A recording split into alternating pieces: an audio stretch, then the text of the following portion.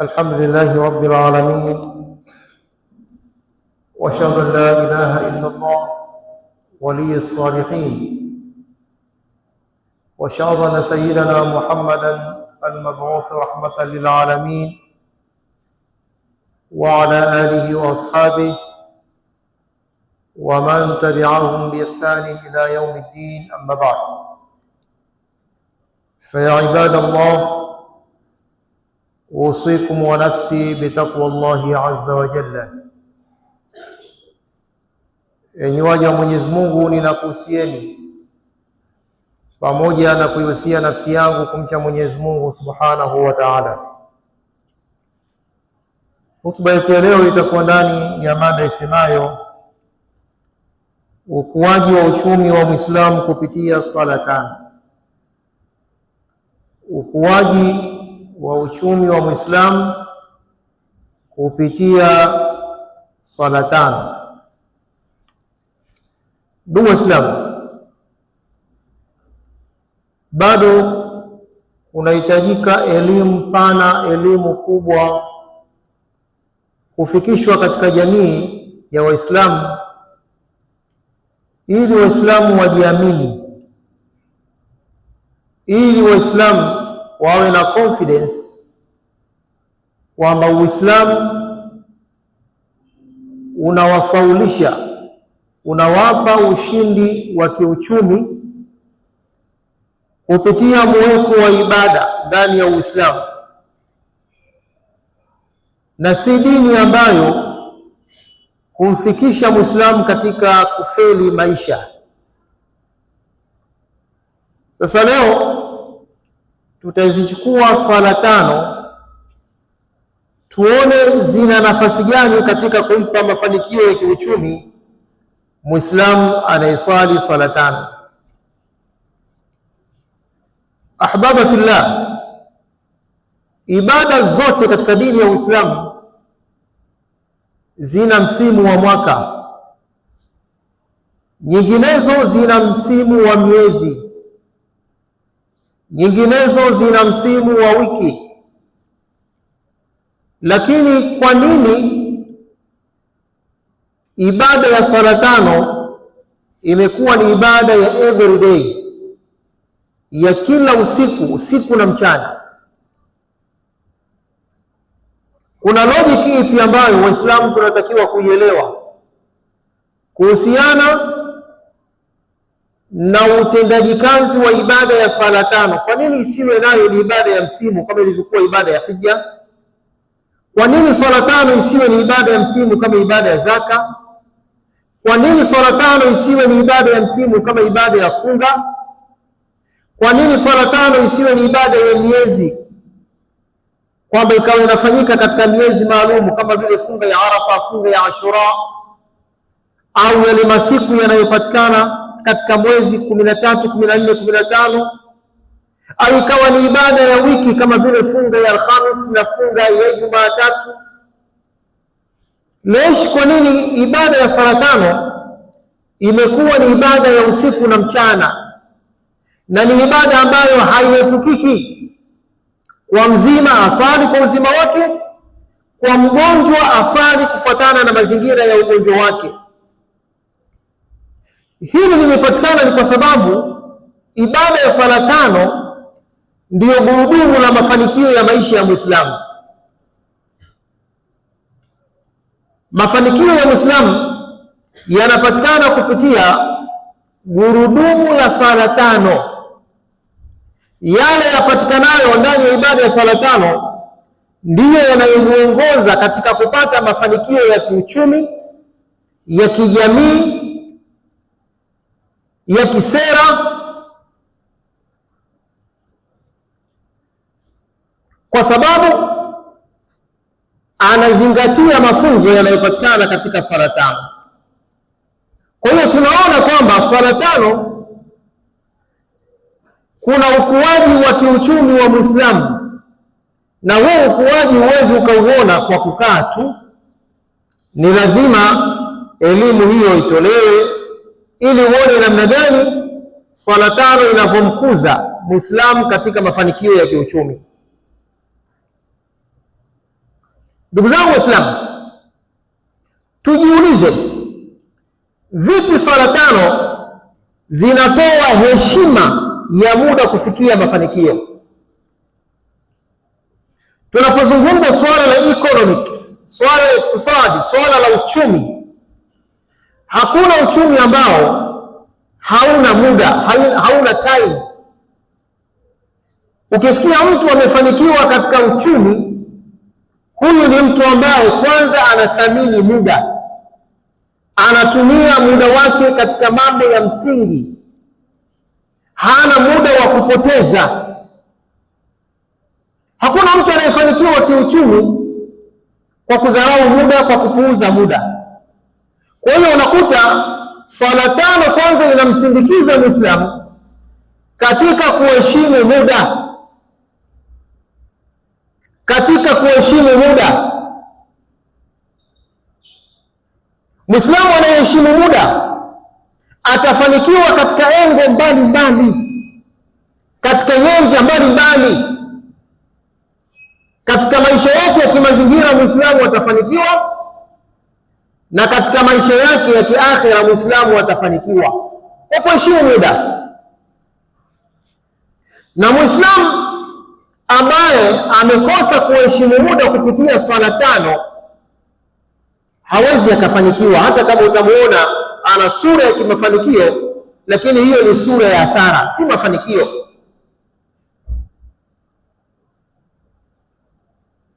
Sayansi ya muda, sayansi ya mafanikio ya uchumi kupitia matumizi ya muda. Huu msikiti, hii hali mmeiona na misikiti mingine Tanzania, ni kwa sababu tu ya Waislamu kutoelewa thamani ya muda. Watu wameelewa thamani ya kazi, wameelewa thamani ya kazi. Kwa hiyo anaona kwamba kuja msikitini zile dakika 5 akarukuu rakaa 2 akaondoka, basi yeye maana yake ana akili nyingi, kumbe anafeli sana. Waislamu wanaozingatia muda na mafanikio hawawezi wakapoteza muda katika kufika katika nyumba za Mwenyezi Mungu Subhanahu wa Ta'ala. Swali Mtume, kwa sababu Mwenyezi Mungu anasema katika sura An-Nisa 103, inna salata kanat ala al-mu'minina kitaban mawquta, hakika sala kwa waumini imewekewa time frame. Swala kwa waumini imewekewa time frame, muda maalum, na hakuna proposal rate yoyote inayofanyika ya kichumi, ya kisayansi, iliyofanyiwa analysis, uchambuzi yakinifu, kama proposal hiyo haionyeshi time frame. Sasa leo Mwenyezi Mungu Subhanahu wa Ta'ala ametupa Waislamu exercise ya time frame kutwa mara 5, ili tuone kwamba unapotaka kufanya majambo yako ya kimafanikio katika upande wa akhira na katika upande wa maisha ya kimazingira, hakikisha unazingatia muda.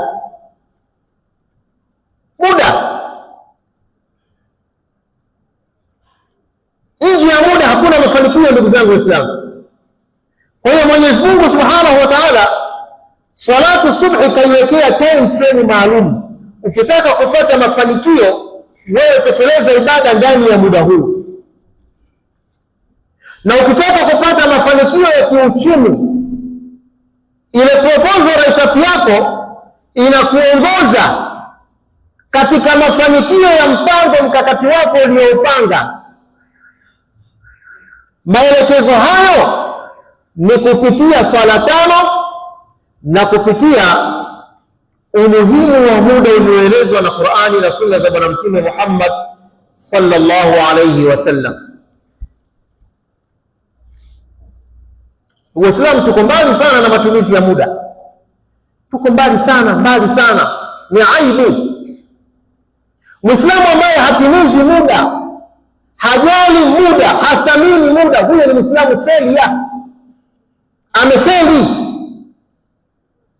Mwenyezi Mungu ndani ya Qur'an anasema inna al-ahda kana mas'ula, ahadi ni yenye kuelezwa, ni yenye kuulizwa mbele ya Mwenyezi Mungu Subhanahu wa Ta'ala.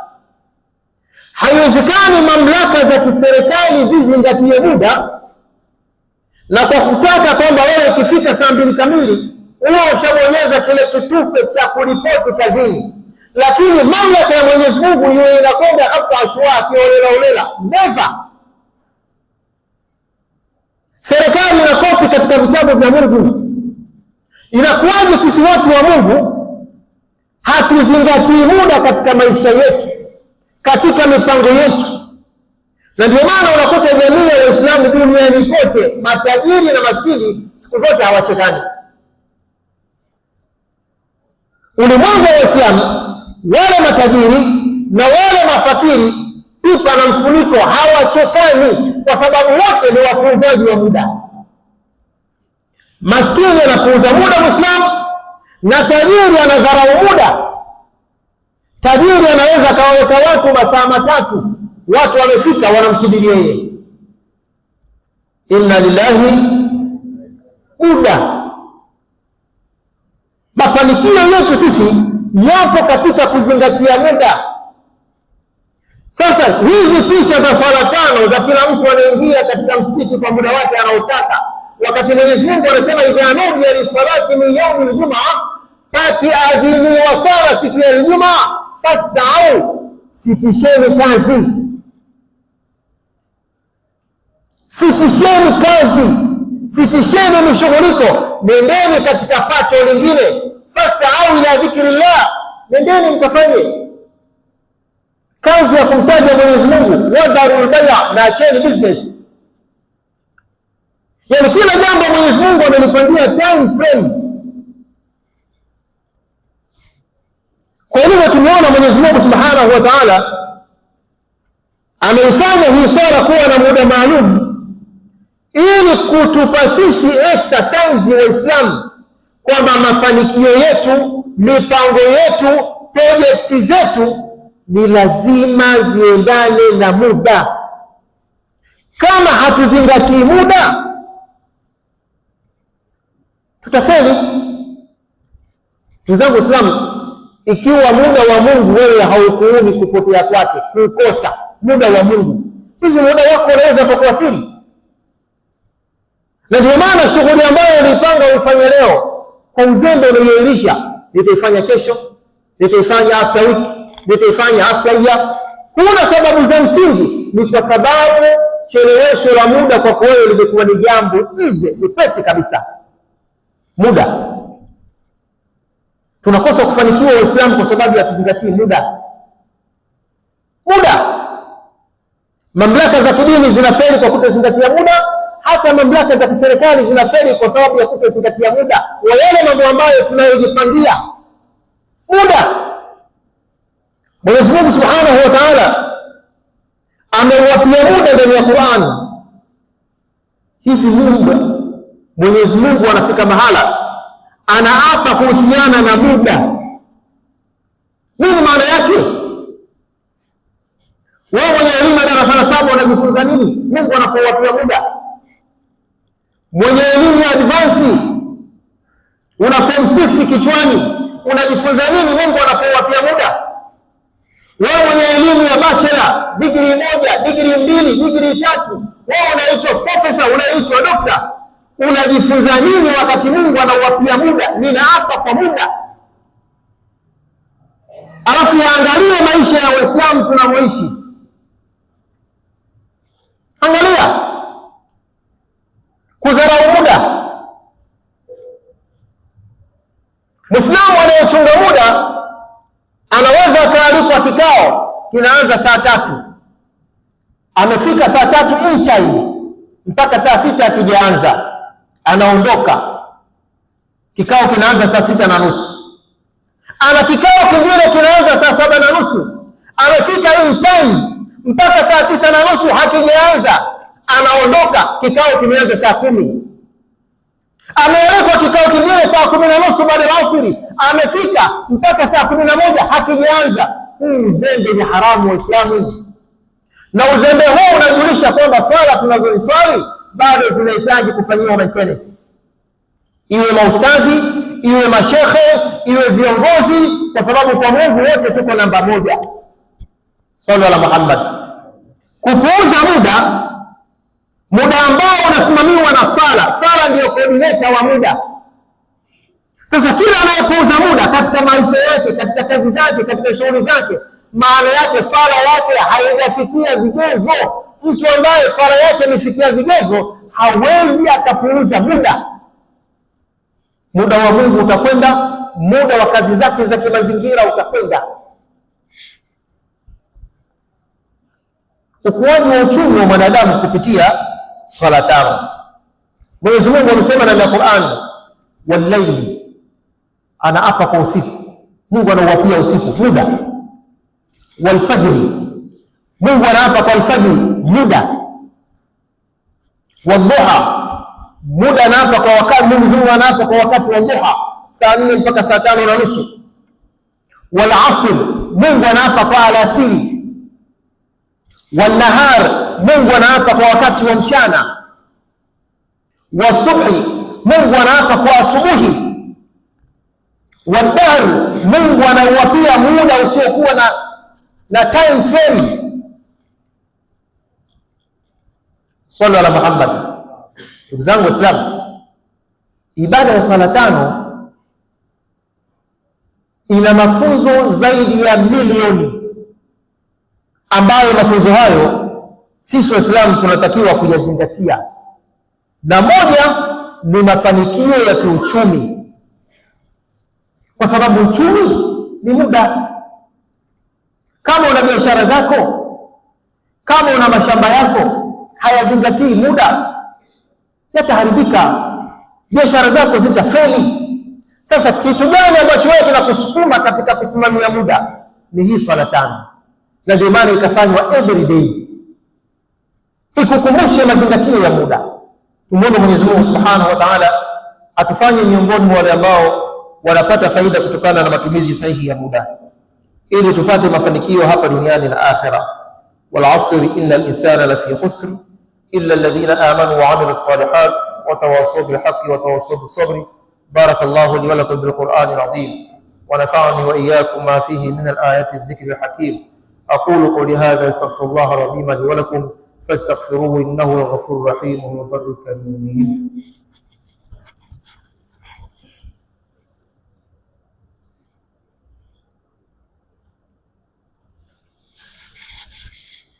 الحمد لله وأشهد أن لا إله إلا الله وحده لا شريك له وأشهد أن سيدنا محمدا عبده ورسوله أرسله بالهدى ودين الحق ليظهره على الدين كله walau karaha al-kafirun. Amma ba'd, ukuaji wa uchumi wa Muislamu kupitia ibada ya sala tano.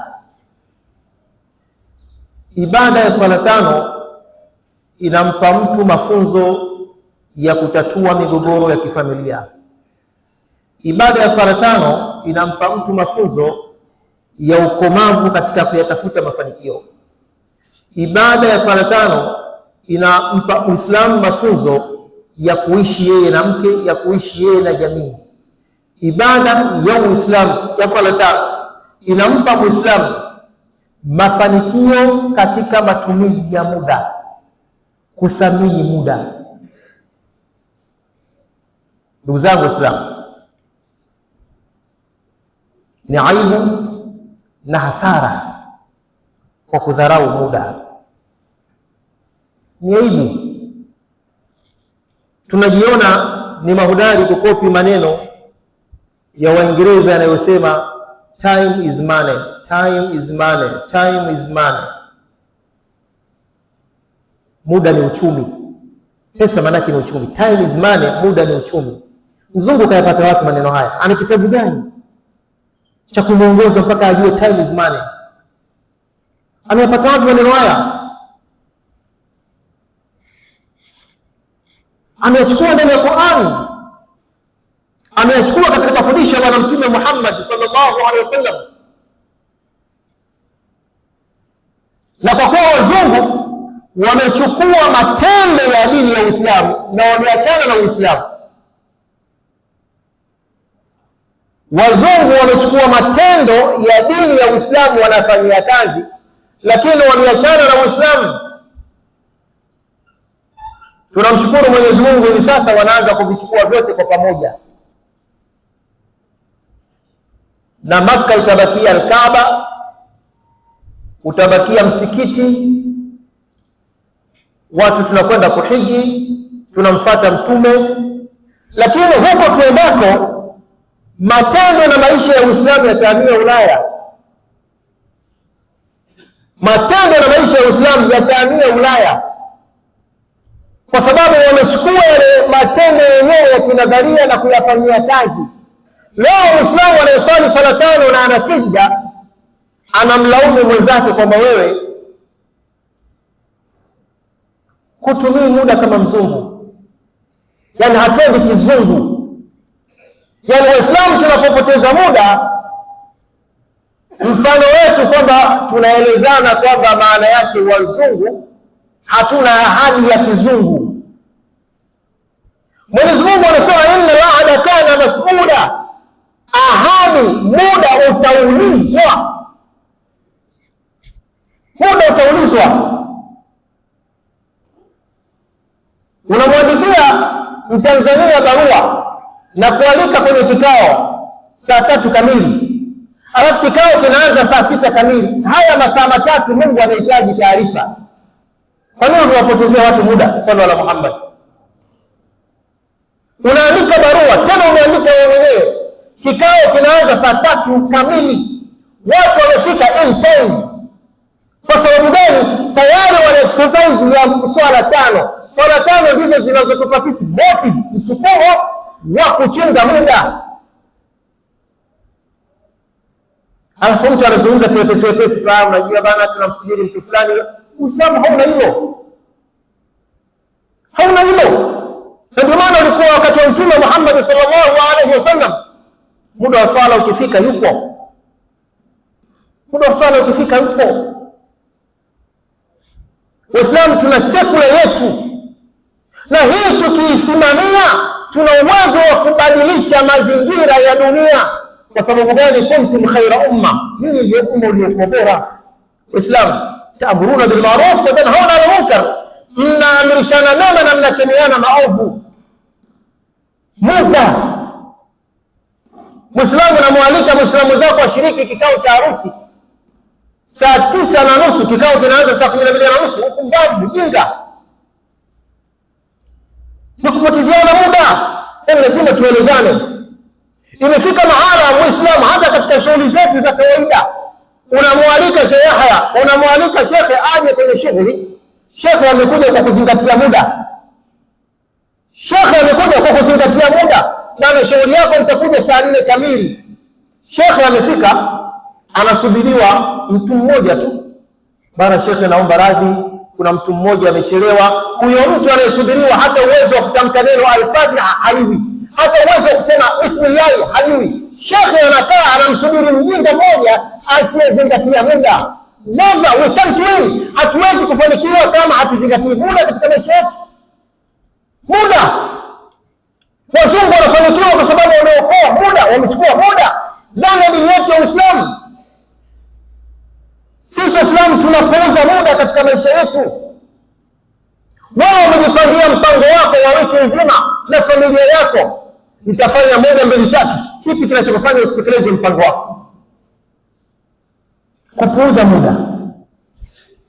Ndugu Waislamu, watu wa motoni wakishaingizwa katika moto wa Jahannam watasema maneno yafuatayo.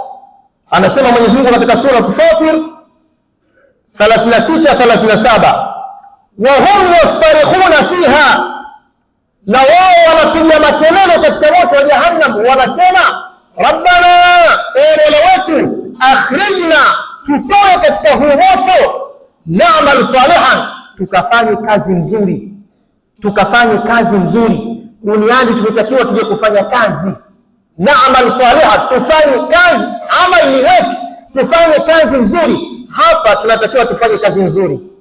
Mimi khutba nina vigezo vinavyotakiwa nivizingatie ili khutba iwe kazi nzuri. Na tukimaliza tunaswali, tunaingia kwenye kazi ya kuswali. Kila mmoja anatakiwa afanye kazi nzuri. Ukiingia ofisini, Mungu anakutaka ufanye kazi nzuri. Sallallahu alaihi Muhammad.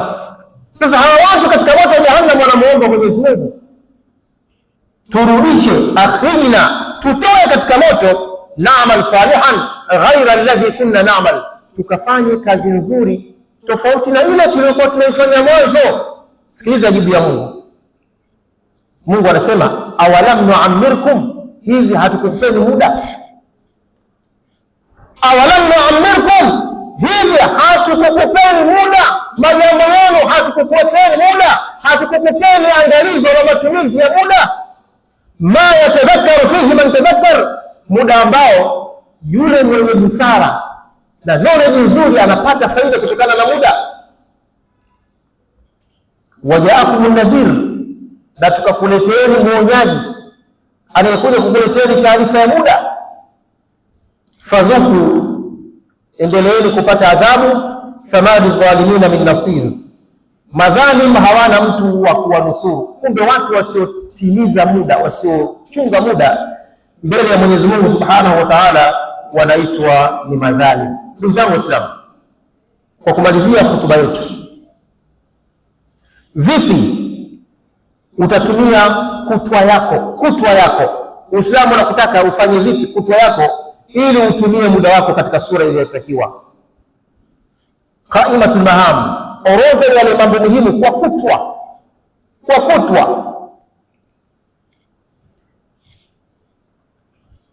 Na kuleta ile idara ya muda, idara ya wakati, idara ya saa, uitumie vipi? Jambo la kwanza, hakikisha unapoamka unakuwa na orodha ya mambo yako ya kutwa mzima unayotaka kuyafanya. Hivi Qur'ani inavyotaka na Bwana Mtume Muhammad sallallahu alaihi wasallam, inna Allaha yuhibbu idha amila ahadukum amalan an yutqinahu. Tunasema Mungu anampenda mmoja wenu anapofanya kazi aifanye kwa ufanisi, aifanye kwa weledi.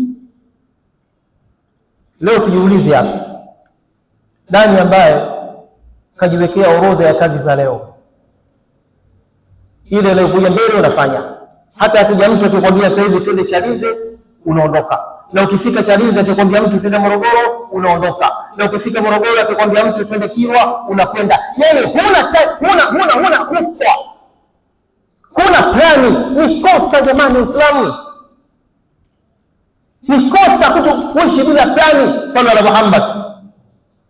Hii swala tunayokuja kuswali, Mtume anasema sallu salata muwaddi'i, swalini swala ya mtu anayeaga. Yaani wote sisi hapa tujaandike kama vile hii juma ndio juma yetu ya mwisho. Hivi ushaandika kule, mkeo anajua unadaiwa na watu gani? Watoto wako wanajua unadaiwa na watu gani? Watoto wako wanajua mipango yako? Watoto wako wanajua una akaunti kiasi gani? Watoto wako wanajua una mipango ipi na ipi? Yaani unapokuja hapa kuswali, maana yake kwa nyumbani kwako ushaweka kila kitu fresh. Kwamba hii ndio swala yangu ya mwisho, hata nikifa kila kitu nishakiweka sawa. Mungu anatutaka namna hiyo, mswalie Mtume Muhammad. Huo ndio Uislamu.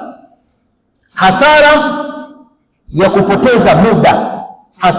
ya kupoteza muda, na yasoma maneno ya orientalisti,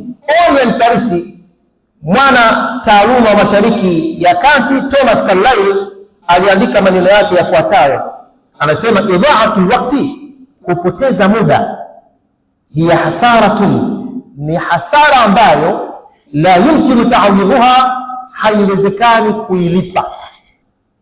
Kupoteza muda ni hasara ambayo haiwezekani kuilipa. Muda ukipita uweze kutafuta muda mwingine kulipa pale, hakuna. Hili uone mtafiti Thomas Carlyle anazungumza maneno haya, ili yumathilu, kwa sababu muda unapigiwa mfano ra'sul mali, ndio msingi wa mali, ndio rasilimali ya mtaji. Mtaji wako ni muda. Wao unapopoteza, umepoteza mtaji. Ndugu yangu Muislamu, fa kullu lahma, kila muda ambao tamuru la taud, muda ambao unaopita haurudi muda huo. Watadhiyuha, yani hasaratun fi dunya wal akhirah, na kupoteza huo muda ina maana umepata hasara ya duniani na akhera. Kwa hiyo ndugu zangu Waislamu, hotuba yetu ya leo tumechukua swala tano kama modo, kama ni kiigizo cha kutupa sisi motive, msukumo wa kutumia muda vyema. Hii swala akitokea shekhe akaamua Ijumaa kuwaswalisha saa 9 au saa 10, watu wote mtamuona huyo shekhe ni mgonjwa na matatizo. Kwa sababu gani? Ameacha kutumia muda. Na kitu ambacho kinatufanya sisi Waislamu tufeli katika maisha yetu ni kwa sababu muda hatuutumii vizuri. Kijana wa Kitanzania anafika mahala anasema, sina kazi ya kufanya, ngoja nende nikapoteze muda. Sina kazi ya kufanya, ngoja nende nikapoteze muda. Waliokuwa makaburini, mnajua wanasema nini? Waliokuwa makaburini wanasema, sisi tuna muda wa kufanya kazi, lakini hatuna uwezo wa kufanya kazi. Nyinyi mna muda wa kufanya kazi, lakini hamfanyi. Maneno haya hivi ninavyozungumza, waliokuwa makaburini wanatueleza, sisi hatusikii. Kila aliyekuwa kaburini anatueleza sisi tuliokuwa hai. Sisi tunataka kufanya kazi, lakini hatuna muda. Kama wangekuwa na muda wale watu wa makaburini, yule ambaye kaburi lake limekuwa moto angeweza kulibadilisha likawa pepo, lakini hana muda huo. Kisha anasema, nyinyi mna muda wa kufanya kazi, lakini hamfanyi. Muda wetu tunaopoteza katika mambo ya Simba na Yanga. Turudi katika mstari, tutumie muda vizuri. Sisi ndio kiigizo cha matumizi sahihi ya muda.